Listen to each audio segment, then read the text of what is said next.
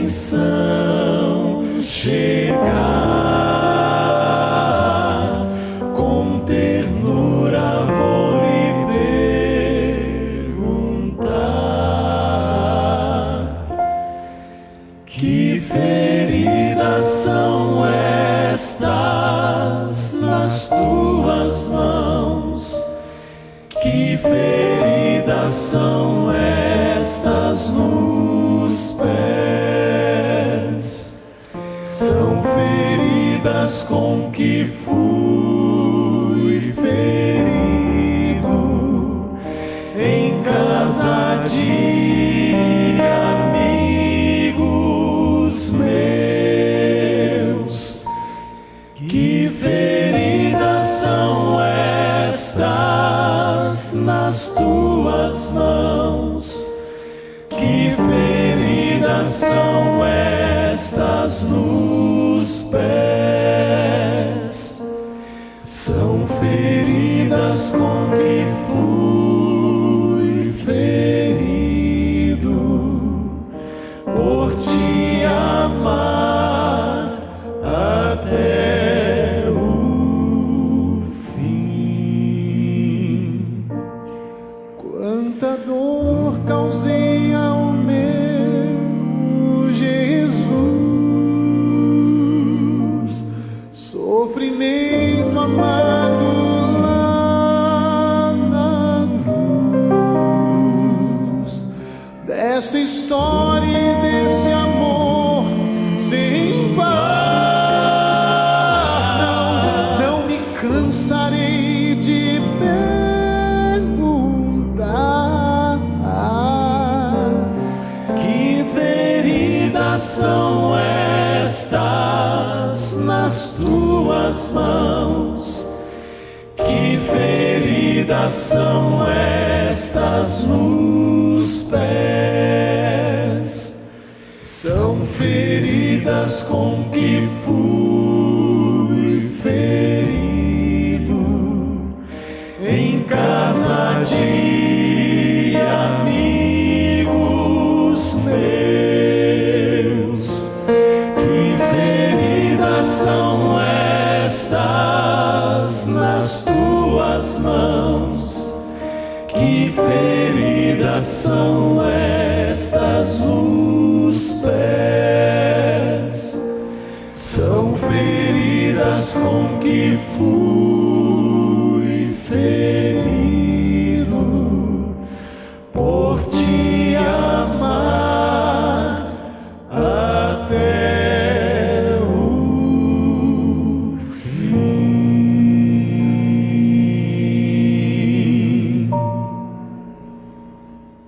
Ó Senhor Deus, toma, Senhor, a nossa vida, toma, Senhor, a nossa vontade, nossa mente, o nosso coração.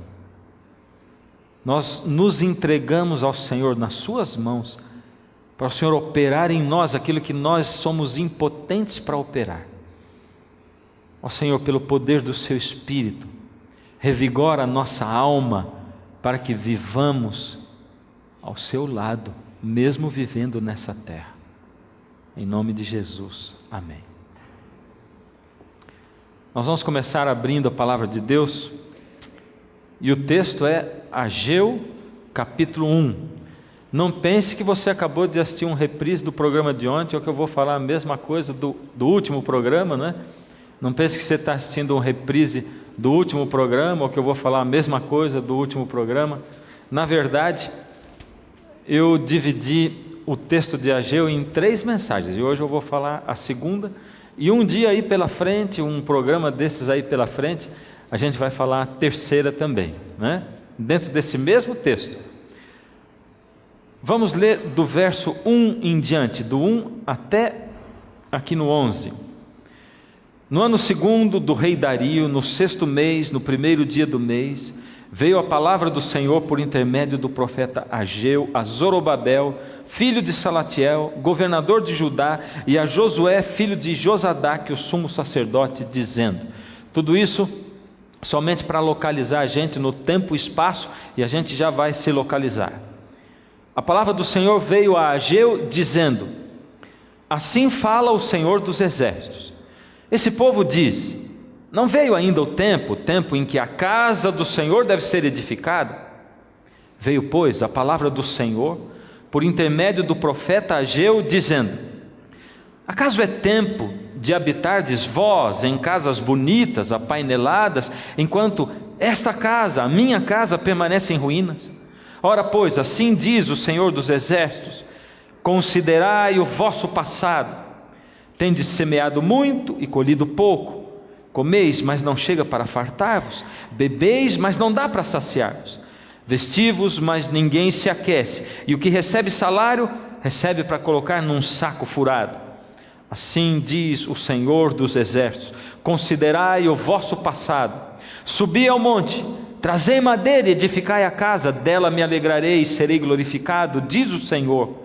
Esperastes o muito, e eis que veio a ser pouco, e esse pouco, quando trouxeste para casa, eu com assopro dissipei. Por quê, diz o Senhor dos Exércitos? Por causa da minha casa que permanece em ruínas, ao passo que cada um de vós corre por causa da sua própria casa. Por isso, os céus sobre vós retêm o seu orvalho, e a terra os seus frutos. Fiz vir seca sobre a terra, e sobre os montes, sobre o cereal, sobre o vinho, sobre o azeite e sobre o que a terra produz, como também sobre os homens, sobre os animais e sobre todo o trabalho das mãos. O Senhor Deus tem um sonho desde que o pecado entrou nesse mundo, desde que Satanás, com o seu plano de atrapalhar o plano de Deus, interrompeu o que Deus estava agindo e como Ele estava agindo no universo. O sonho de Deus é salvar o mundo inteiro. Deus deseja salvar cada pessoa no planeta, por isso Ele mandou o Filho dele morrer aqui, quando você e eu é que deveríamos pagar pelo nosso pecado. O Filho de Deus, feito homem, morreu no seu e no meu lugar e ofereceu para nós a salvação de graça. Você consegue entender isso? Consegue entender o que é salvação de graça? Eu não sei se eu consigo entender direito. Eu acho que esse é o tipo de coisa que dá para entender direito assim com a mente. A gente pode até transformar isso numa equação. Eu devia morrer, Jesus morreu no meu lugar, tenho a salvação de graça. Mas lá no coração, no fundo da alma, é uma coisa muito difícil da gente aceitar. A gente não consegue aceitar nada de graça. Para nós seres humanos é difícil. A gente até inventou uma frase que eu não sei se tem lá nos Estados Unidos, na Europa, em algum lugar, mas no Brasil tem, que é assim: quando a esmola é demais, até o santo desconfia. Não é o que a gente diz? É o ditado brasileiro. Isso quer dizer o seguinte: se alguém oferece alguma coisa para você de graça, você diz: ah, de graça? É de graça, estou te dando. Parece alguém na porta da tua casa e diz assim: olha aqui, está vendo esse carro? Isso aqui é um Honda Civic, eu vim trazer para você de graça. Está brincando? Para você acreditar vai demorar muito. E se você acreditar, no momento que você disser assim: é verdade, o documento está no meu nome, está tudo no meu nome, até com o IPVA pago. Aí você vai dizer assim: o que você vai querer no lugar? Em troca? É ou não é? Se eu estou dando alguma coisa, nós somos assim, a mão que dá é a que fica esperando para receber em troca. Seres humanos, a gente faz tudo em troca. É por isso que é tão difícil a gente assimilar a ideia da graça. Deus me salva assim, de graça. Eu preciso fazer alguma coisa, eu preciso cometer algum ato maravilhoso, misericordioso. Eu, por exemplo, conta pontos para mim, dá todas as minhas roupas, a minha casa, os meus bens, tudo para os pobres, conta ponto para eu me salvar? Sim ou não? Sim ou não? Não. Porque a salvação é... Vamos começar agora, empurrando no tranco. Você que está em casa, me ajuda. Fala aí para a gente poder ouvir daqui. A salvação é de graça. A salvação é de graça. Não adianta eu dar tudo que eu tenho, mas guardar os mandamentos de Deus conta ponto para a minha salvação? Sim ou não? Sim ou não? Então a salvação não é de graça. Porque se conta ponto, a salvação não é de graça. A salvação é de graça ou não? Conta ponto com Deus para eu me salvar, guardar mandamento? Não. Pela graça sois salvos. Isso não vem de vós mesmos, Isso é dom de Deus. Não tem como guardar mandamento para se salvar. Não conta um ponto sequer eu guardar mandamento nenhum, mas nem sábado, nem o que quer que seja. A salvação é de graça. Eu não disse para você que é difícil a gente assimilar que a salvação é de graça? É de graça, não custa nada. A salvação é pela graça sois salvos. É isso. O Senhor Jesus morreu no meu lugar. A graça é uma fonte a jorrar, a graça é uma fonte aberta, é o Senhor Jesus jorrando para mim vida e salvação e felicidade verdadeira, não alegria passageira, não êxtase passageiro, não êxtase passageiro, felicidade. A graça é uma fonte a jorrar, e Deus deseja salvar todo mundo, e o caminho é a graça, é eu tomar posse da graça de Jesus, é eu beber nessa fonte que é a graça de Jesus, para eu beber e para me salvar, e para o mundo inteiro beber dessa fonte. O que tem que acontecer? Para beber eu tenho que saber, ter conhecimento.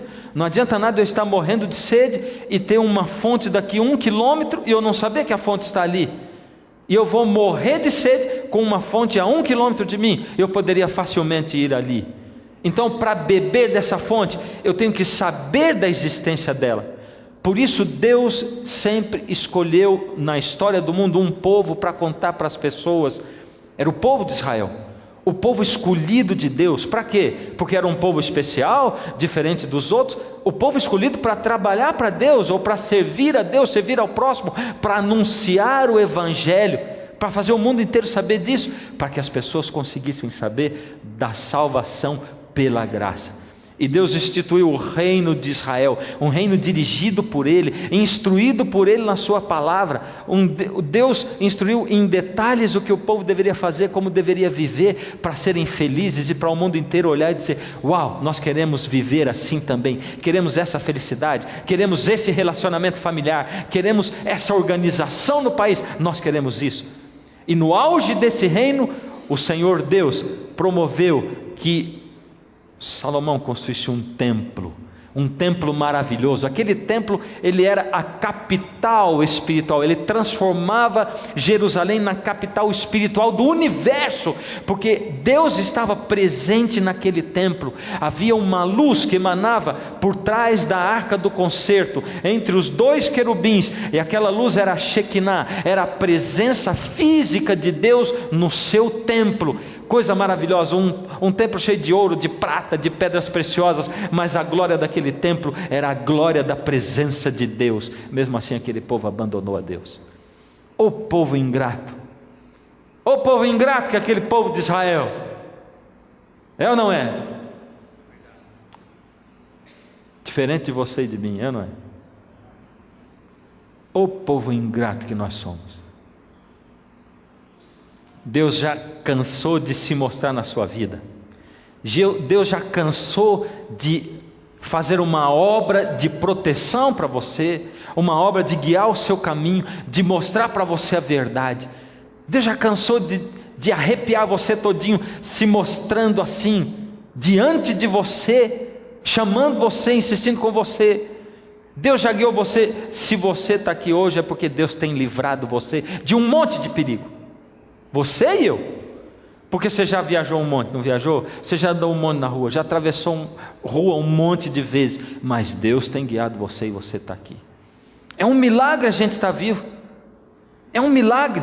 Se a gente parar para pensar, mas mesmo assim nós somos capazes de abandonar Deus. Aquele povo abandonou a Deus, foi longe de Deus. Deus mandou os profetas insistiam, diziam: voltem para Deus, vocês vão se colocar longe demais, Deus não vai poder proteger vocês. E eles foram tão longe, abandonaram a Deus, destruíram o templo no seu coração, e agora só faltava o templo ser destruído de fato. Por isso Nabucodonosor, rei de Babilônia, veio com o seu exército poderoso, destruiu Jerusalém, destruiu o templo todinho, acabou com tudo, levou os utensílios do templo, levou aquelas coisas sagradas, levou aquelas coisas que Deus havia mandado fazer, utensílios de prata e de ouro, e levou para a Babilônia, levou cativo o povo de Israel, deixou lá em Israel só um povinho. O templo foi destruído de fato, havia sido destruído no coração, mas agora tinha sido destruído de fato. Aquele povo ficou 70 anos no cativeiro. Depois de 70 anos, o Senhor Deus permitiu que eles voltassem. Deus tocou no coração do rei Ciro, e o rei permitiu com que eles voltassem para reconstruir. Reconstruir não é fácil. Já parou para pensar nisso? Reconstruir não é fácil. Reconstruir um casamento não é fácil. Quando você se deixou levar pelas paixões do mundo, quando você se deixou levar pela filosofia de Hollywood, das novelas da Globo, quando você deixou se levar pela filosofia sexual do mundo, quando você se deixou iludir por essa vida, quando você se deixou iludir por você mesmo, achando que casamento é o lugar para onde você vai para que o outro faça você feliz, quando na verdade casamento é o lugar para onde duas pessoas vão, pensando em uma fazer a outra feliz, e aí os dois podem ser felizes. Todo mundo se casa com um desejo egoísta de ser feliz, e com o passar do tempo tem que transformar o egoísmo em amor. As pessoas se relacionam para serem felizes, para se satisfazerem, e com Deus é a mesma coisa.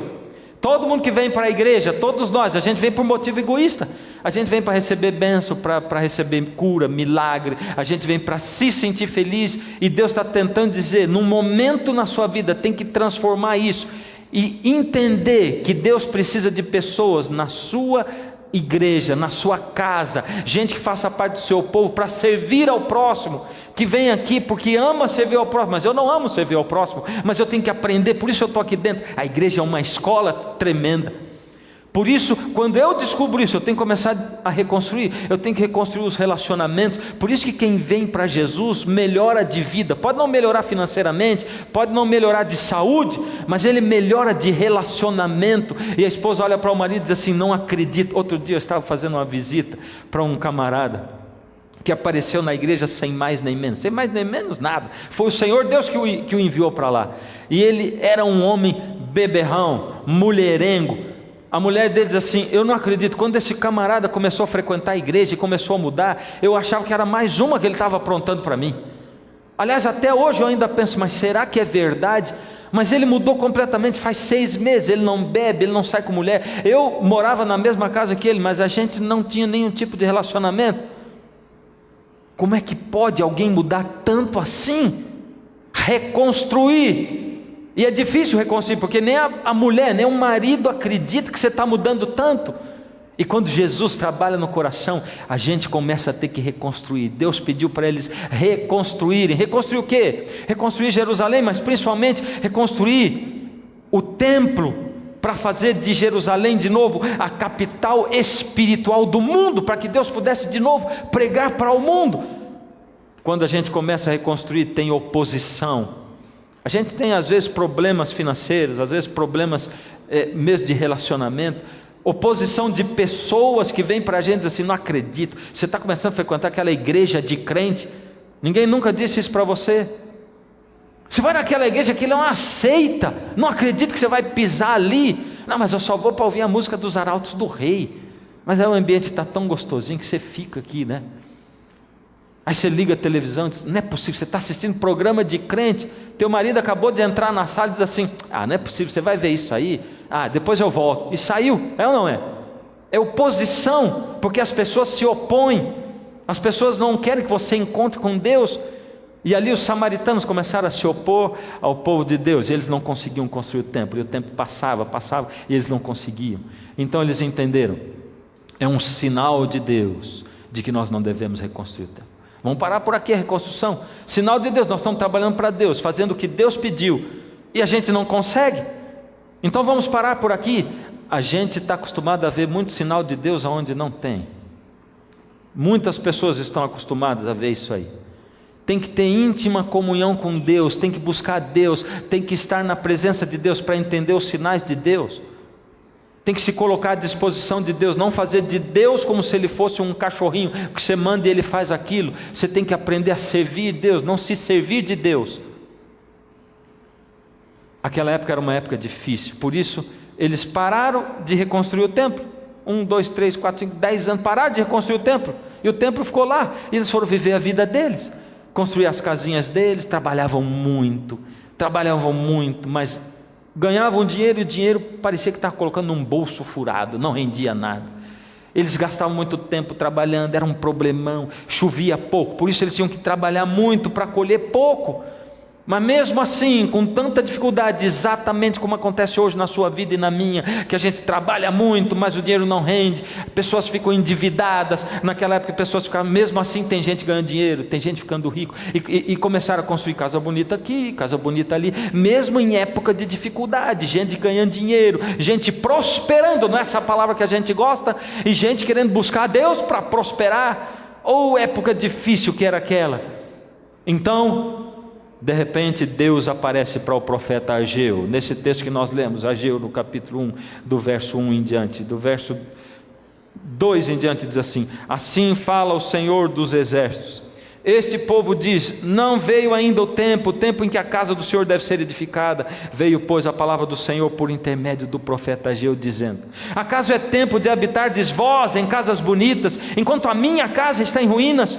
Ora, pois, assim diz o Senhor: considerai o vosso passado, tendes semeado muito e recolhido pouco, e o pouco que vocês recolhem, vocês colocam num bolso, num saco furado, porque o dinheiro de vocês não dá para nada. Olhem para o passado de vocês, a vida de vocês sem Deus está boa, sem colocar Deus no centro da sua vida, esquecendo de reconstruir o templo de Deus dentro da sua casa, dentro da sua família, esquecendo de ir até na igreja. Deus não é o centro da sua vida. Olhe para o passado de vocês, o passado recente, o que vocês construíram até agora. Suba ao monte, é o que Deus diz: subi ao monte e trazei de lá o material para reconstruir a minha casa, eu vou me alegrar dessa casa. Suba ao monte. Nós subimos o monte cada vez, o monte espiritual de adoração a Deus, cada vez que nós vamos na madrugada, dedicando as primeiras horas do dia para Deus, quando nós dedicamos tempo para ler a palavra de Deus, para meditar, para dizer: Senhor, segurando a Bíblia na mão, segura a Bíblia na mão, é a coisa mais maravilhosa do mundo fazer isso.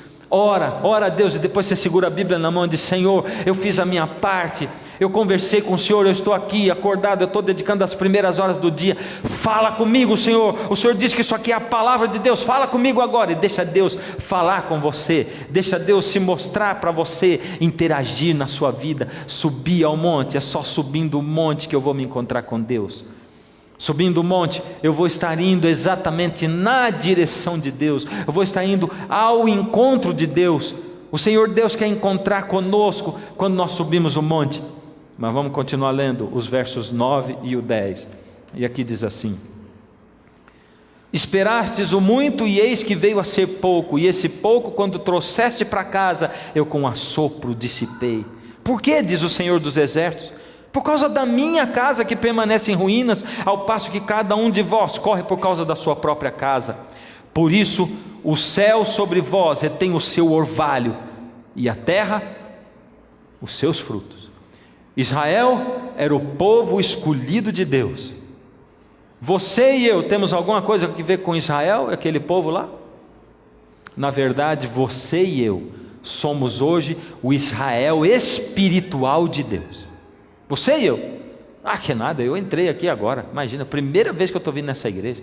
Imagina, liguei esse canal de televisão agora, nunca assisti esse programa, que eu sou Israel espiritual de Deus. Está falando lá com aquele povo da igreja dele comigo? Não.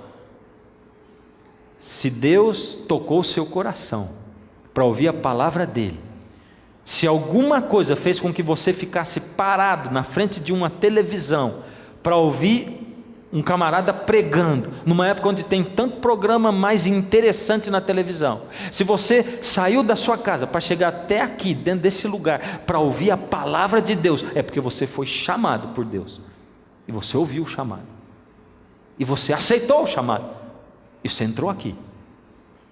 Isso porque você está precisando ouvir o que você está ouvindo hoje. Você está precisando escutar, e Deus está operando no seu coração para dizer: vai ali, porque eu preciso falar com você. Você não tem me procurado um monte de vezes e não tem dito para mim: Deus, fala comigo. Se o Senhor existe, fala comigo, Deus. Você não tem falado comigo um monte de vezes? Pois eu digo para você: eu estou aqui, estou falando com você, estou me comunicando com você. Ouve a minha voz então. Por isso, se o sonho de Deus era que o povo de Israel pregasse para o mundo a salvação, Se o sonho de Deus, agora que o templo estava destruído, era reconstruir o templo, o sonho de Deus naquela época era restaurar o seu reino terrestre. O sonho de Deus hoje é restaurar o seu reino universal. O reino universal de Deus foi usurpado quando Satanás, o inimigo das almas, entrou nesse mundo e arrancou das mãos de Adão o reino que Deus tinha dado para ele. Tudo parou no universo. A coisa que Deus mais deseja hoje é restaurar o reino universal, é arrancar o pecado da terra, é acabar com o pecado e com o originador do pecado, com Satanás e os seus anjos. Mas quando Deus acabar com o pecado, ou quando Deus vai acabar com o pecado, como isso vai acontecer? De que maneira? Para que Deus possa colocar o seu reino universal nessa terra, como isso vai acontecer? De que maneira? E a gente tem que ler aqui alguns textos bíblicos que estão aí na sua tela. O primeiro deles é Daniel 2, 44. Mas nos dias destes reis, o Deus do céu... Daniel estava explicando para o rei Nabucodonosor, ali naquela época em que o povo estava cativo em Babilônia. O povo estava cativo, e Daniel explicando para o rei Nabucodonosor como seria o fim do mundo. Deus deu para Daniel uma revelação para ele contar para o rei Nabucodonosor como seria o fim do mundo. E diz: nos dias desses reis, o Deus do céu suscitará um reino que não será jamais destruído. Se você olhar a profecia de Daniel 2, os dias desses reis seriam os dias em que a terra não teria mais um reino universal mais. Um reino mundial, um império mundial. Naquela época era Babilônia, depois veio Medo-Persa, depois vieram os gregos, depois veio Roma, e depois tudo se dividiu. E aí, divididos os reinos, Daniel disse para o rei Nabucodonosor: nos dias desses reis, quando for tudo dividido e nunca mais vai juntar para ser um reino mundial mais, nos dias desses reis, o Deus dos céus suscitará um reino que não será jamais destruído. Esse reino não passará a outro povo, esmiuçará e consumirá todos esses reinos, mas ele mesmo vai existir para sempre. Como que Deus vai fazer esse reino? Daniel está dizendo, Deus dizendo para Daniel que ele vai ter um reino nesse mundo. Como? Continua lá em Daniel 7, 27. O reino e o domínio e a majestade do reino debaixo de todo o céu serão dados ao povo dos santos do Altíssimo. O seu reino será reino eterno, e todos os domínios o servirão e lhe obedecerão. Como isso vai acontecer? Como vai acontecer de Deus colocar esse reino eterno que vai durar para sempre? A palavra de Deus mesmo é que tem que responder. Eu não posso responder nada. Diz assim, 1 Tessalonicenses 4,16: porquanto o Senhor mesmo, dada a sua palavra de ordem, ouvida a voz do arcanjo e ressoada a trombeta de Deus, descerá dos céus, e os mortos em Cristo ressuscitarão primeiro. O Senhor mesmo, dada a palavra de ordem. Quem é o Senhor mesmo? O Senhor Jesus. Ele vai voltar, vai dar a palavra de ordem, vai ressoar a trombeta de Deus. Ele vai falar, e os que morreram em Cristo vão ressuscitar primeiro. Essa é a cena da volta de Jesus. Ou seja, como Deus vai colocar o reino dele, restaurar o reino universal dele. Como? Com a volta do Senhor Jesus. Só mais um texto. Jesus dizendo: e quando eu for e vos preparar lugar, voltarei e vos receberei para mim mesmo, para que onde eu estou estejais vós também. Jesus dizendo para os discípulos, para você e para mim: eu estou indo, vou morrer, vou ressuscitar, eu vou preparar um lugar para vocês, mas eu vou voltar e vou levar vocês para mim, para vocês estarem juntinho de mim, aonde eu estou. Nós vamos ficar juntinho a eternidade. Nesse reino que jamais vai acabar, vai ser um reino eterno, quando eu voltar a esse mundo para buscar vocês, vocês que beberam da fonte da graça. Porém, Jesus disse que antes dele voltar, muitas profecias teriam que se cumprir. A última delas, qual é? A última. Quando essa profecia se cumprir, você já pode saber que o próximo passo é Jesus voltar, porque ela é a última. O Senhor Jesus disse assim, Mateus 24, 14: e será pregado esse evangelho do reino por todo o mundo, para testemunho a todas as nações, e então virá o fim. antes de Jesus voltar e colocar o seu reino universal nesse mundo. Ele precisa que o mundo inteiro conheça onde está essa fonte de graça. Ele precisa dar oportunidade para todos os filhos dele do mundo inteiro. O mundo inteiro tem que saber disso. O mundo inteiro tem que conhecer. Como esse mundo inteiro vai conhecer o Evangelho? Se eu falar, se eu pregar. Quem que tem que pregar mesmo? Aliás, eu vou dizer para você, quando eu falei já não gostei do que eu falei. Quem que tem que pregar mesmo? Isso aí é que nem a mãe dizendo assim, você tem, é sua obrigação encher o filtro para mim e lavar a louça hoje. E o filho ama fazer isso, não é? Não é tem. De quem é o privilégio de falar da volta de Jesus e de pregar o Evangelho? É meu, não é nossa coisa nenhuma, é meu. O privilégio é meu. De quem que é? De quem que é? É meu. Eu tenho o privilégio de abrir a palavra de Deus, de compartilhar, de ver os olhos brilhando, de ver gente que nunca ouviu falar de Jesus chegando e sentindo o poder da palavra entrando na sua vida. Eu tenho o privilégio de abraçar pessoas que dizem, pastor, essa coisa aqui está sendo maravilhosa, eu estou aprendendo um monte de coisa, a minha vida está mudando. Esse é um privilégio que Deus dá para a gente, privilégio de pregar o Evangelho. Minha pergunta é a seguinte: nós estamos pregando o Evangelho? Você quer que Jesus volte, primeiro de tudo, sim ou não? Sim. Quer, eu também quero. Mas para Jesus voltar, eu tenho que compartilhar o Evangelho. Nós estamos pregando o Evangelho? Deixa eu contar algumas coisas. Eu tenho uns dados para dar para você, mas é da igreja adventista, porque nós somos adventistas do sétimo dia. Eu não tenho dados das outras igrejas. Então vou colocar aqui. Na igreja adventista nós batizamos 1,4 pessoas por minuto no mundo inteiro. Ou seja, a cada 1,4 minuto uma pessoa é batizada ao redor do mundo, dentro da igreja adventista, pregando o Evangelho. Agora veja, isso dá 2.016 pessoas por dia. É bastante gente, não é verdade? Desde o último dia que nós nos encontramos, 24 horas nos encontramos, depois de 24 horas, 2.016 pessoas já se batizaram na igreja adventista ao redor do mundo. Isso dá, na verdade, 25 milhões de membros nós somos na igreja adventista hoje, ao redor do mundo inteiro. Agora veja, estamos pregando ou não estamos? Em 2009 nós tivemos 45 mil novos alunos estudando a Bíblia. Em 2010, 60 mil. A gente atende esse povo todinho de graça. Manda correspondência, manda os cursos pelo correio, pela internet. Muita gente faz o curso online. Nós temos conselheiros bíblicos e tudo. 60 mil pessoas. De 90, 3 mil para 2010, 60 mil. Uma pequena diferença, não é? Nós estamos pregando o Evangelho, sim ou não? Sim? Certeza? Eu gosto de perguntar certeza, porque você costuma mudar de ideia quando eu pergunto com certeza, né? Então vamos ver, eu vou mostrar outros dados para você. Bom, esse é o crescimento demográfico por segundo ao redor do mundo. Nascem 4 pessoas por segundo e morrem 2 por segundo. Isso quer dizer, passando a régua ali, sobram 2 pessoas. Ou seja, são ao redor do mundo 2 pessoas a mais no mundo por segundo.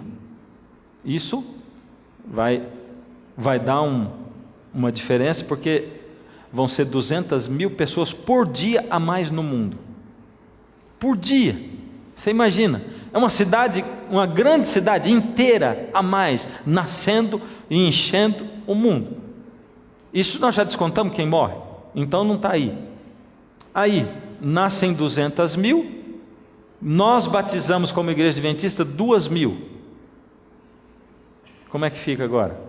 A gente fica num saldo negativo de 198 mil pessoas por dia, sem contar os 7 bilhões de habitantes que já existem no planeta Terra.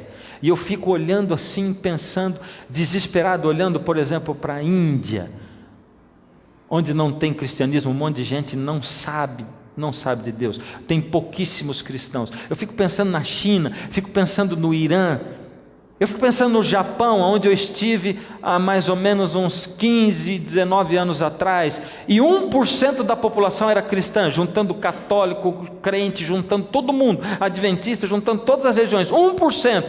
E eu estive agora 3 anos atrás, e continua 1% da população. Em quase 15 anos não mudou nada, não cresceu o cristianismo lá, continua sendo 1% da população.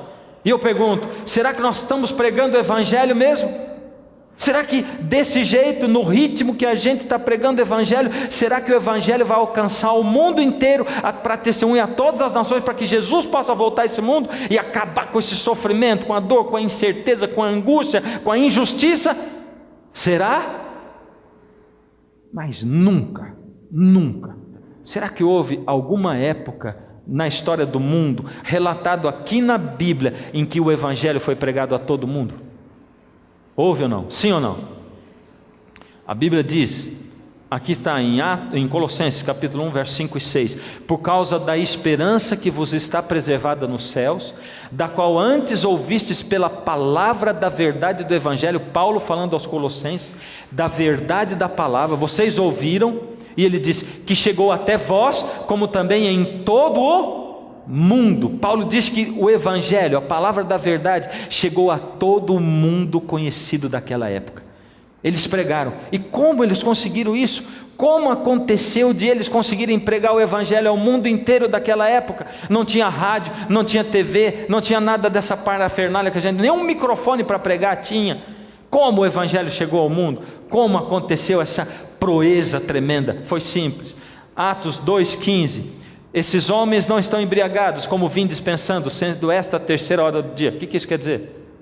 Quer dizer o seguinte: os discípulos de Jesus estavam reunidos, orando, clamando pelo poder do Espírito Santo. Jesus tinha prometido o poder do Espírito Santo, e ali estava o povo de Deus, os discípulos orando e clamando.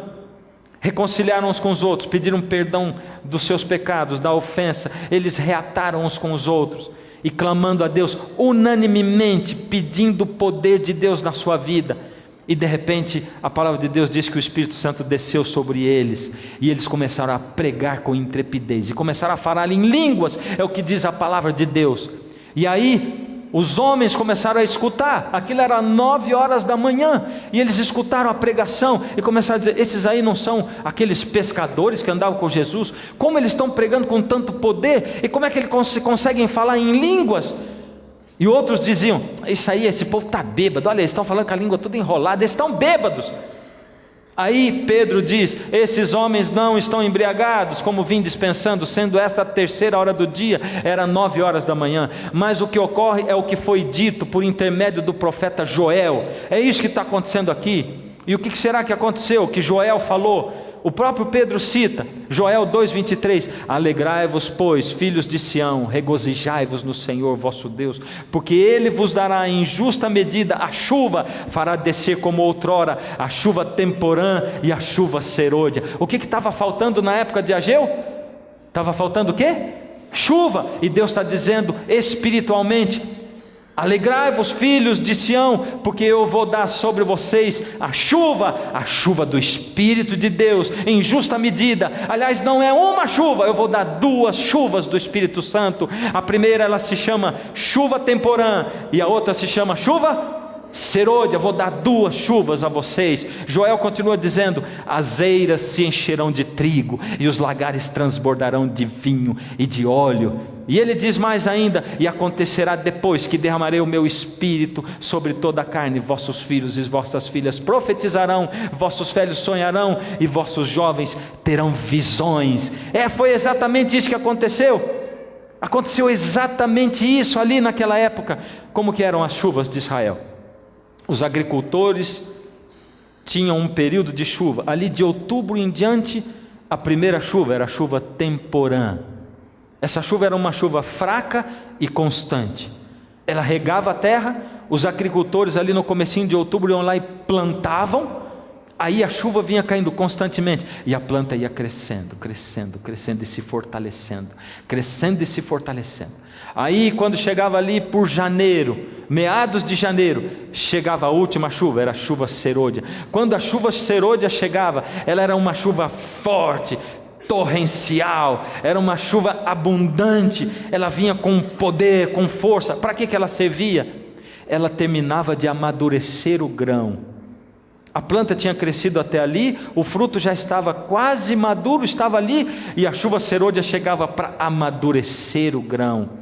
Chuva, a chuva, aí diz Ageu 1:10, por isso o céu sobre vós retém o seu orvalho e a terra os seus frutos. Vocês estão entendendo por que vocês não estão, por que não está acontecendo? Eu, Deus, estou segurando a chuva, Deus está dizendo.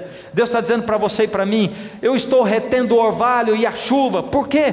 Por que não caiu ainda? Fiz vir a seca sobre a terra e sobre os montes, sobre o cereal, sobre o vinho, sobre o azeite e sobre o que a terra produz, como também sobre os homens, os animais e sobre o trabalho das mãos. Deus está dizendo para você e para mim que o que existe hoje é uma escassez da chuva do Espírito Santo.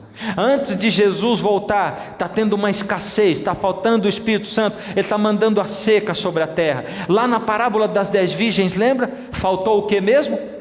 Azeite para 5 delas, é o que diz ali. Então se levantaram todas aquelas virgens e prepararam as suas lâmpadas. E as nécias disseram às prudentes: dai-nos do vosso azeite, porque a nossa lâmpada está se apagando. As nossas lâmpadas estão apagando. Faltou chuva em Israel, faltou o azeite na lâmpada das 10 virgens.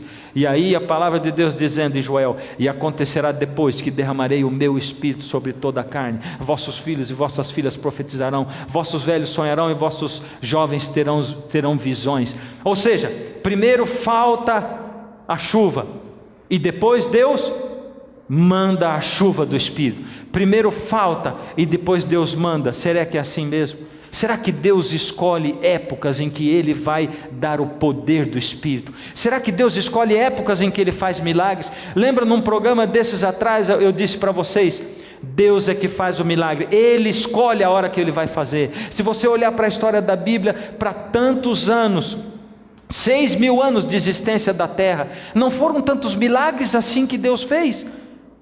Mas Deus tem épocas em que Ele faz. Por exemplo, 400 anos, enquanto o povo esteve ali cativo em Israel, no Egito, o povo de Israel cativo no Egito, escravizados, Deus se calou. Mas através de Moisés Deus falou. E na época de Moisés como líder, Deus falou. Depois de 400 anos calado, Deus falou. Lembra ali antes de Jesus, 400 anos antes de Jesus nascer, sem profeta sobre a terra, Deus se calou. Porém, através de Jesus, na época de Jesus, Deus falou, e os milagres aconteceram, como aconteceram na época de Moisés, aconteceram na época de Jesus. Aliás, mais abundantes, porque o Senhor Jesus era o próprio Deus feito homem.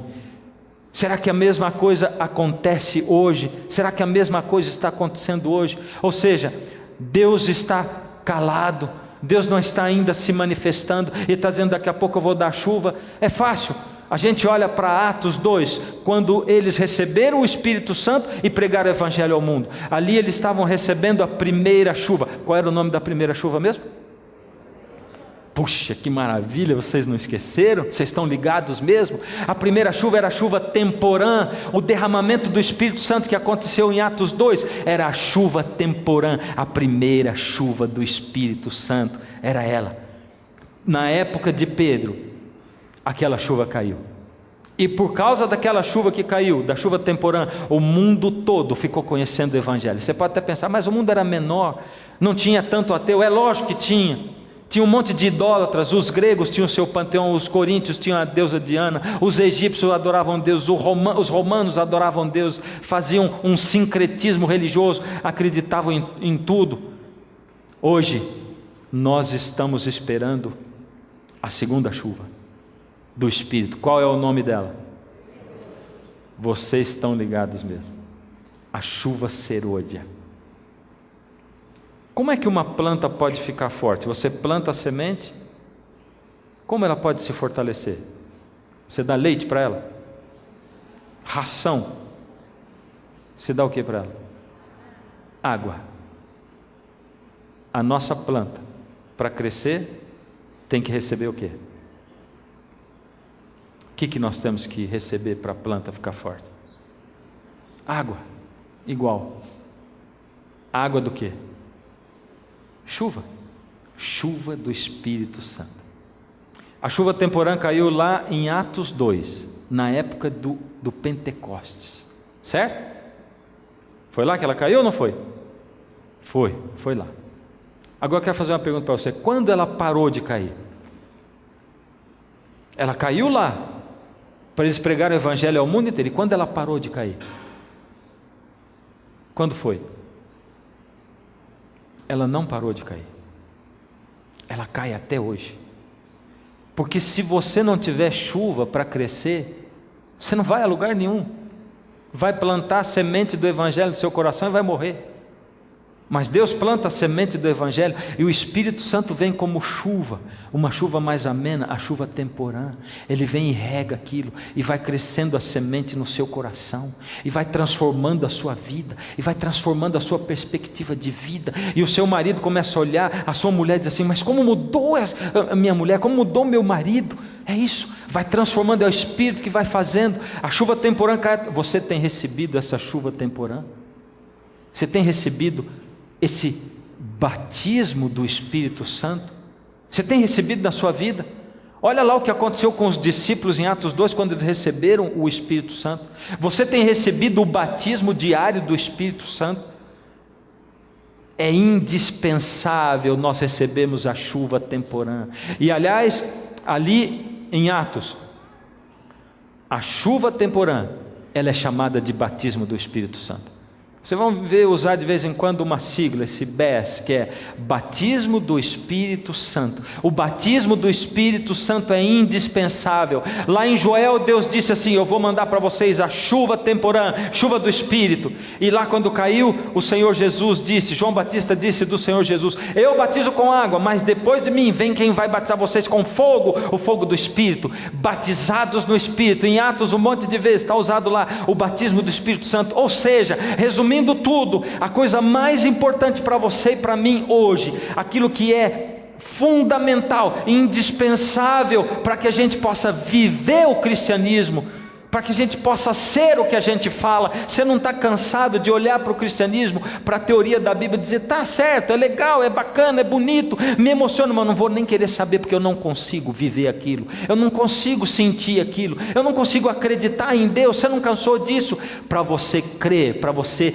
saber, para você viver o evangelho, tem que ter o batismo diário do Espírito Santo na sua vida. Para que eu possa viver, tem que ter o batismo diário do Espírito Santo. Tem que o Espírito Santo vir sobre mim como chuva, regando a planta do evangelho no meu coração e fazendo crescer.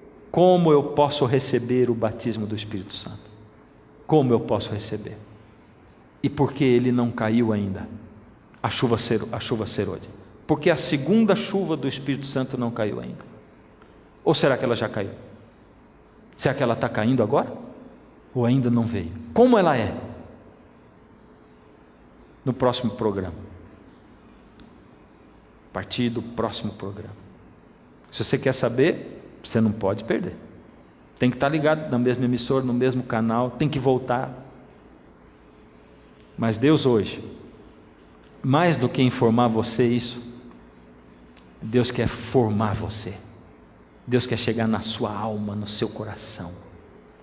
Deus quer regar a planta do evangelho que está caindo aí, para você não ficar desanimado, porque Ele sabe que você muitas vezes já caiu, e já caiu, e já caiu, e já cansou de cair, já está pensando muitas vezes assim: não adianta, para mim não adianta, comigo não adianta, eu não consigo viver o evangelho.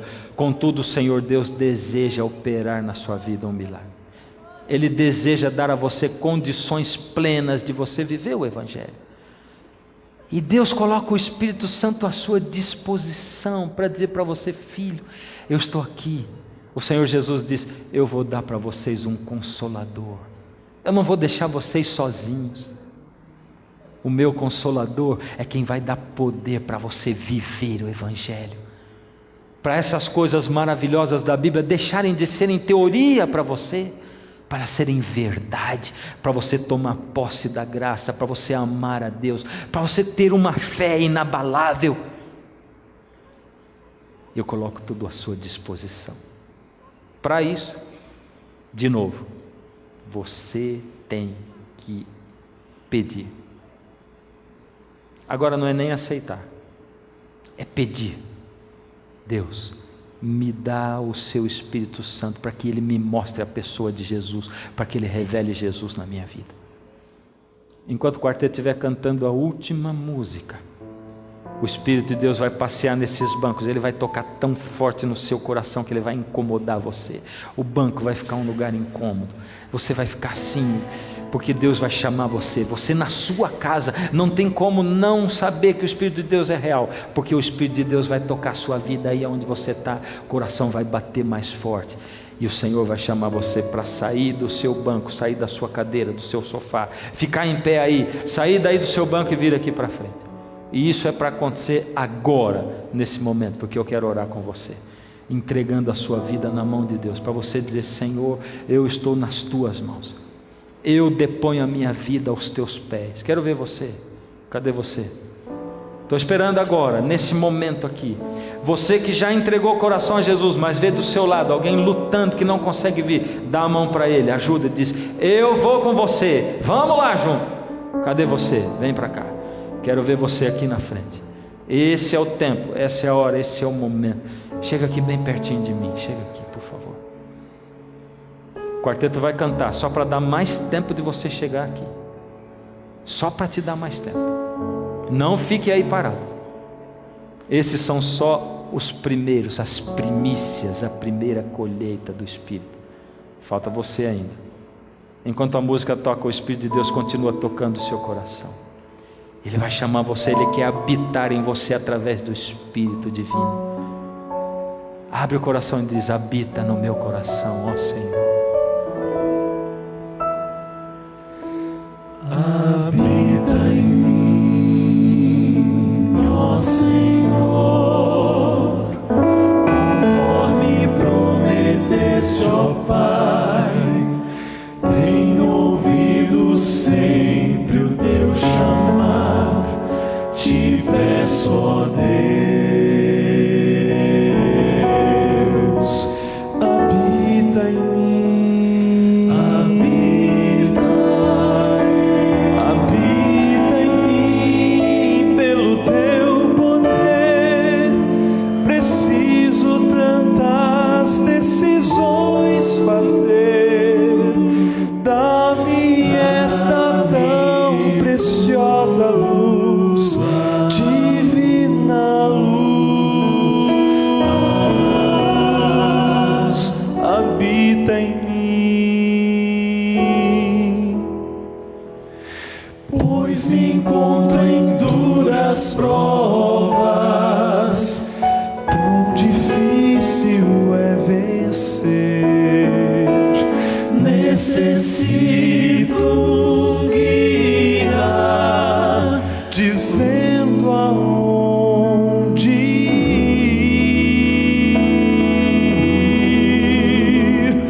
Habita em mim, ó Senhor, pelo Espírito do teu amor. Diz-me como devo caminhar, vem pois guiar, e habita em mim. Ainda dá tempo de você chegar aqui. Jesus está dando tempo para você. Cadê você que não veio ainda? Entrega a sua vida para o Senhor.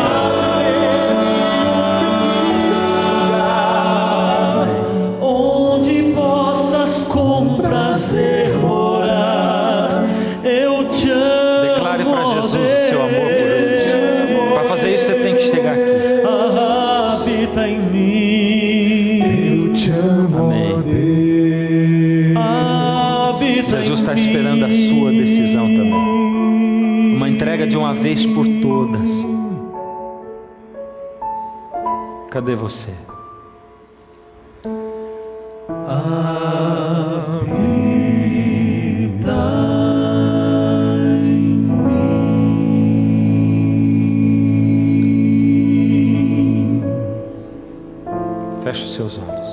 Deus amado, coloco nas tuas mãos, Senhor, seus filhos que, ouvindo a sua voz, se levantaram para vir aqui. Não é fácil, Senhor, tem que se expor, é difícil se expor, mas é difícil reconstruir mesmo, a gente sabe, Senhor. Tem que primeiro voltar lá para Jerusalém, para tudo que está destruído, para o lugar da sua habitação, e eles voltaram aqui, Senhor, para a igreja. Agora eles querem reconstruir, estão nas tuas mãos, toma-os nas tuas mãos, Senhor. Dá a eles forças para que eles continuem essa caminhada aqui do seu lado, aprendendo do Senhor, entregando a sua vida ao Senhor. Ó Senhor, o Senhor promete um poder especial para eles, para isso. Transfere a eles esse poder agora, em nome de Jesus.